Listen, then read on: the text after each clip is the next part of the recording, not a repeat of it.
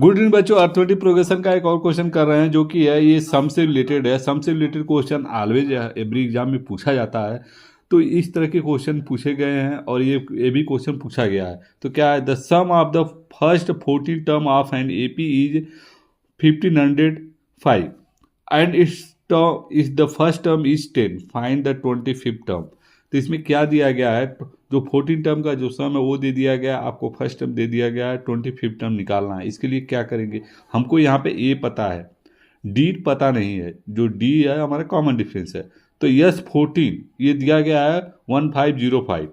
तो सम का हमारा जो फार्मूला क्या होता है, ये फार्मूला है हमारा n/2 ब्रैकेट में 2a प्लस अगेन ब्रैकेट में n-1 इंटू डी, फिर पूरा ब्रैकेट क्लोज है। तो ये हमारा सम का फार्मूला होता है। यहाँ पे n क्या है, नंबर ऑफ द टर्म है। तो यहाँ पे हमारे नंबर ऑफ द टर्म क्या है, 14 है। तो यहाँ पे n की वैल्यू हमको 14 मिल गई।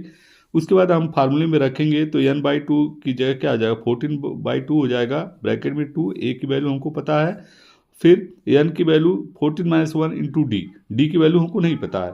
ये किसके इक्वल है, ऑलरेडी दे दिया गया 1505 के इक्वल है।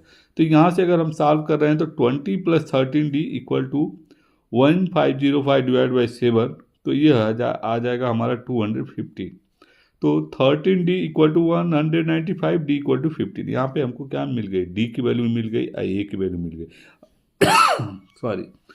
तो डी की वैल्यू अगर आपको पता हो गई और ए की वैल्यू पता हो गई तो आपको 25th टर्म इजीली निकाल सकते हैं, क्योंकि ए प्लस क्या होगा, n-1 इंटू डी एक फार्मूला होता है, और a प्लस 25d भी कर सकते हैं आप। जो भी कॉमन डिफरेंस रहेगा उसके बाद 25 जो भी टर्म पूछ रहा है आप उसको निकाल लीजिए।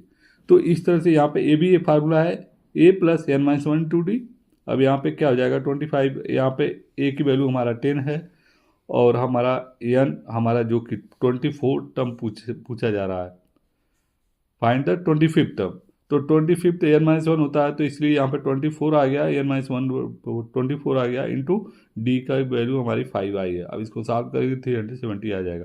तो 25th टर्म इज 370। तो इस तरह से अगर क्वेश्चन आता है तो आप लोगों को जस्ट एक प्रोसेस फॉलो करिए कि हमारा यूजुअल में फार्मूला हमको हमारे मेनली यहाँ पे दो फार्मूले होते हैं।